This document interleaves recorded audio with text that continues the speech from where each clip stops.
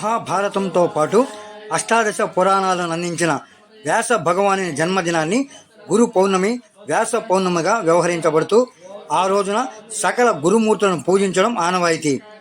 శంకరాచార్యులు, రాఘవేంద్ర స్వామి, దత్తాత్రేయులు ఇలా అనేక గురువులను ఈ రోజున పూజిస్తారు. గురు పౌర్ణమి సందర్భంగా నెల్లూరు జిల్లా ఇందుకూరుపేట మండలం కొత్తూరు గ్రామంలో ఉన్న శ్రీ లలితా మహేశ్వరి ఆశ్రమం నందు గల దత్తాత్రేయ స్వామివారికి ఆదివారం నాడు అభిషేకాలు, పూలంగి సేవ, విశేష పూజలు నిర్వహించారు. భక్తులు ఆశ్రమ పీఠాధిపతి శ్రీ రామాయణ మహేష్ స్వామివారి పాద పద్మాలకు నమస్కరించి శుభ ఆశీస్సులు పొందారు. భక్తాదులందరికీ తీర్థప్రసాదములు అందజేశారు.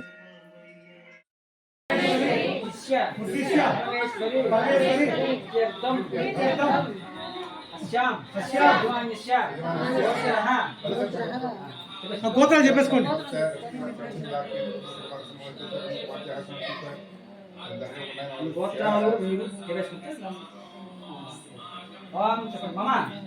సహకుటుంబానాం సబాంధవానాం సమిత్రానాం క్షేమ స్థైర్య విజయ వీర్య అభయ ఆయుః ఆరోగ్య ఐశ్వర్య అభివృద్ధి అర్థం ధర్మ అర్థ కామ్య మోక్ష చతుర్విధ పురుషార్థ ఫలసిద్ధ్యర్థం చింతిత మనోరథ.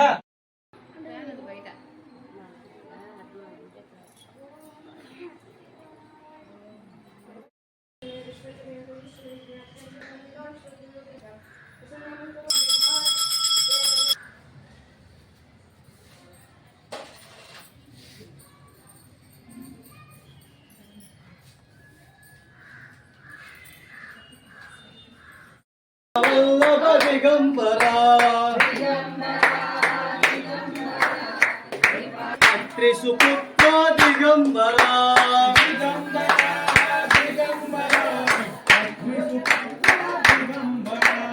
దిగంబరా దిగంబరా శ్రీ గురు దత్త దిగంబరా దిగంబరా దిగంబరా శ్రీ పాదవల్లభ దిగంబరా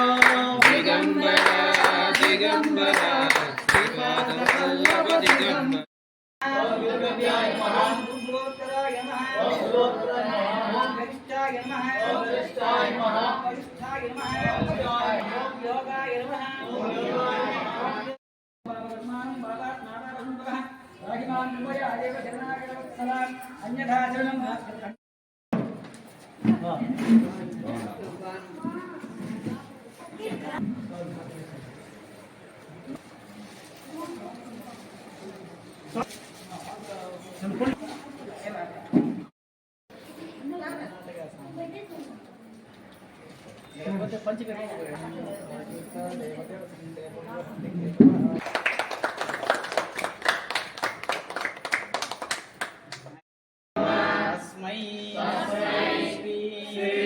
గురవే నమః.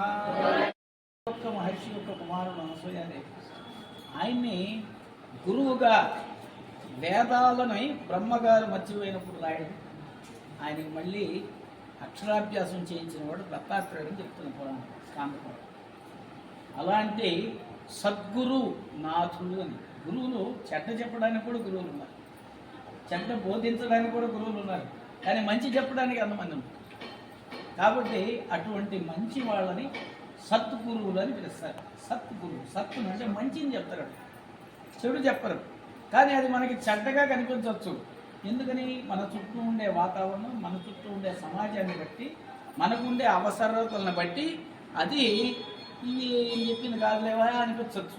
కానీ రాబో కాలాల్లో, దీర్ఘకాలంలో అలా మనకి సద్గురు భగవాన్ వెంకయ్య స్వామి మన నెల్లూరు జిల్లాలో వెలిసాడు.